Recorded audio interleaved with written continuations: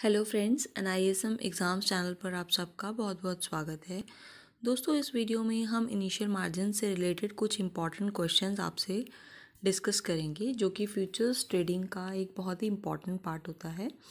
और NISM equity derivative exam में भी इनिशियल मार्जिन से रिलेटेड कई क्वेश्चंस पूछे जाते हैं, तो मेरे साथ वीडियो में लास्ट तक बने रहें। पहला क्वेश्चन है, margins in futures trading are to be paid by, यानी फ्यूचर्स ट्रेडिंग में मार्जिन इसके द्वारा पे किया जाता है। तो यहाँ पर हमारे पास चार ऑप्शंस हमको दिए गए हैं, only the buyer, only the seller, both the buyer and the seller, and D है द क्लियरिंग कॉरपोरेशन। तो इसका आंसर सी होगा, क्योंकि जो बायर और सेलर होते हैं दोनों के द्वारा ही फ्यूचर्स ट्रेडिंग में मार्जिन पे किया जाता है।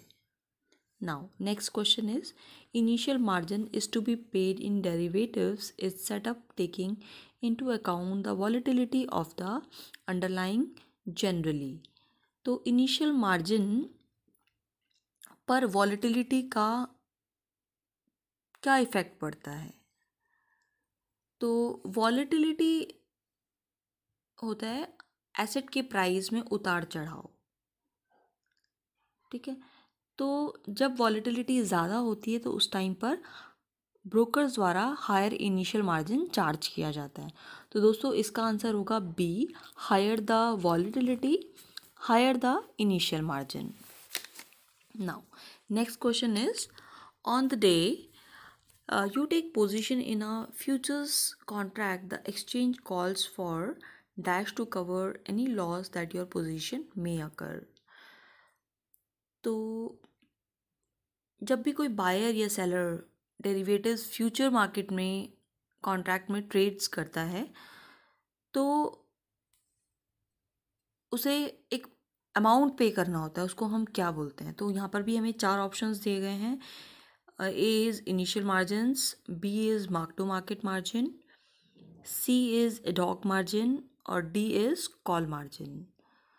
तो इसका आंसर होगा ऑप्शन ए, इनिशियल मार्जिन। यानी जब हम फ्यूचर्स कॉन्ट्रैक्ट में ट्रेड करते हैं तो इसके लिए हमें इनिशियल मार्जिन पे करना होता है।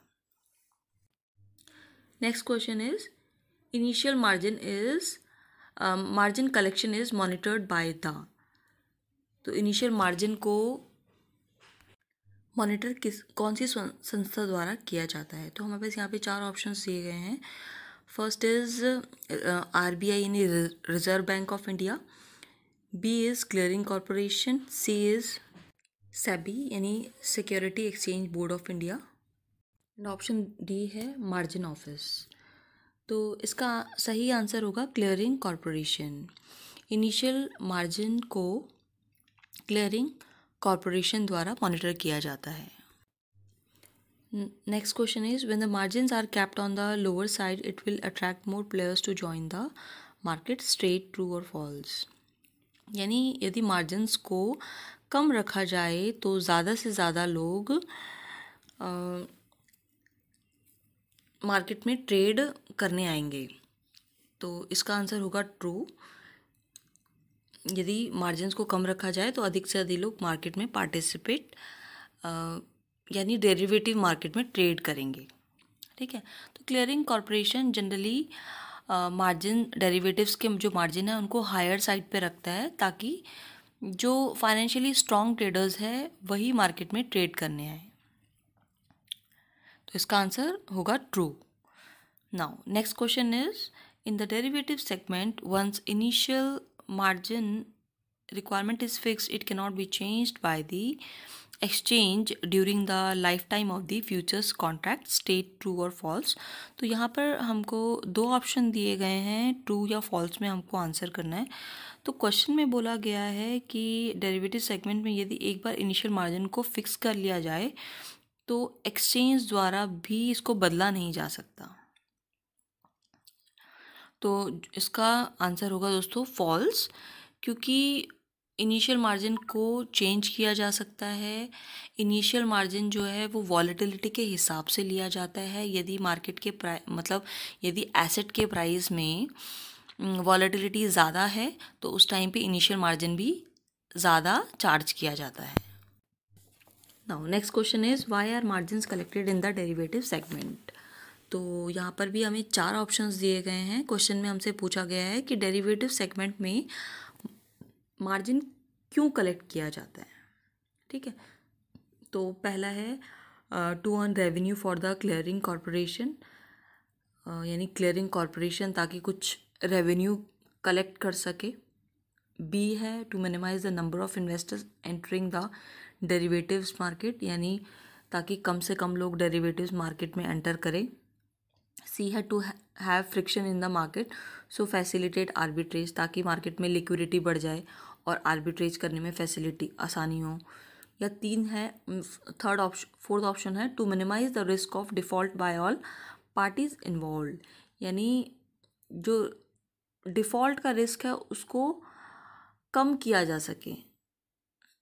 ठीक है, तो इसका आंसर जो होगा वो डी होगा। जो मिनिमाइज कलेक्ट किया जाता है उसका पर्पस होता है रिस्क ऑफ मतलब डिफ़ॉल्ट के रिस्क को मिनिमाइज करना। ठीक है, यानी जो बायर और सेलर है, क्योंकि क्लियरिंग कॉरपोरेशन मतलब जो एक्सचेंज है उसके द्वारा सभी ट्रेड्स मतलब जो भी डेरिवेटिव्स मार्केट में बायर और सेलर द्वारा ट्रेड लिए जाते हैं उनको सेटल करने की गारंटी ली जाती है। तो इसलिए जो एक्सचेंज होता है वो ब्रोकर से मार्जिन चार्ज करता है। तो क्योंकि एक्सचेंज ब्रोकर से मार्जिन चार्ज करता है इसीलिए ब्रोकर द्वारा अपने कस्टमर से मार्जिन चार्ज किया जाता है। ठीक है, now next question is margins in the derivative segment has to be collected from all clients including financial institutions and FIIs, state true और फॉल्स। तो यहाँ पर भी हमने 2 लिया गया है, ऑप्शन दिए गए हैं, एक है ट्रू एंड बी है फॉल्स। तो वो कह रहा है कि जो डेरिवेटिव सेगमेंट होता है वहाँ पे सभी क्लाइंट से मार्जिन कलेक्ट किया जाता है, या फिर सिर्फ रिटेल क्लाइंट से ही, यानी हम और आप लोग जब डेरिवेटिव्स में फ्यूचर एंड ऑप्शंस में ट्रेड करते हैं तो सिर्फ हमसे ही लिया जाता है कि सबसे लिया जाता है। तो इसका आंसर है यहाँ पर ए यानी ट्रू, क्योंकि जब डेरिवेटिव सेगमेंट में सारे ही मतलब बायर और सेलर्स है, चाहे वो कोई फाइनेंशियल इंस्टीट्यूशंस हो या फॉरेन इंस्टीट्यूशनल इन्वेस्टर हो या फिर वो डोमेस्टिक इंस्टीट्यूशनल इन्वेस्टर हो, सभी पार्टिसिपेंट से मार्जिन कलेक्ट किया जाता है। Now the next question is initial margin is calculated on what basis. तो इनिशियल मार्जिन को किन बेसिस पे कैलकुलेट किया जाता है, यानी मार्जिन कैसे डिसाइड होता है कि कितना मार्जिन वो बायर और सेलर से लिया जाएगा। तो यहाँ पर भी हमें 4 ऑप्शंस दिए गए हैं। ऑप्शन ए है ग्रॉस क्लाइंट बेसिस, बी है value at risk basis, C option है individual script basis and D option है पोर्टफोलियो बेसिस। तो इसका आंसर होगा B value at risk basis. जो भी वैल्यू रिस्क पर होती है उसके हिसाब से इनिशियल मार्जिन को डिसाइड किया जाता है। तो नेक्स्ट क्वेश्चन है brokers are allowed to and expected to fund margin requirements of their client, state true और फॉल्स। क्वेश्चन में यहाँ पर भी हमको मतलब 2 ऑप्शंस दिए गए हैं, एक ट्रू है एक फॉल्स है। तो आपको बताना है कि जो ब्रोकर्स हैं क्या वो अपने कस्टमर के बदले मार्जिन पे कर सकता है। अगर कोई बहुत ट्रस्टवर्दी कस्टमर है, उन्हें पता है कि ये जो कस्टमर है हम बहुत ज़्यादा वॉल्यूम में ट्रेड करते हैं, तो क्या ब्रोकर अपने ऐसे ट्रस्टवर्दी कस्टमर्स का मार्जिन पे कर सकता है। तो इसका आंसर होगा फॉल्स, यानी कोई भी ब्रोकर अपने कस्टमर के बदले मार्जिन पे नहीं कर सकता। ठीक है, तो दोस्तों आशा करती हूँ आपको मेरा आज का यह वीडियो पसंद आया होगा। तो प्लीज़ वीडियो को लाइक शेयर और कमेंट कर दें और यदि चैनल पर नए हैं तो चैनल को सब्सक्राइब भी कर लें और साथ ही नोटिफिकेशन बेल को भी ऑन कर लें ताकि आपको मेरी न्यू अपकमिंग वीडियोस की अपडेट्स मिलती रहें। तो मिलते हैं एक नए वीडियो में एक नए टॉपिक के साथ। तब तक के लिए धन्यवाद। जय हिंद।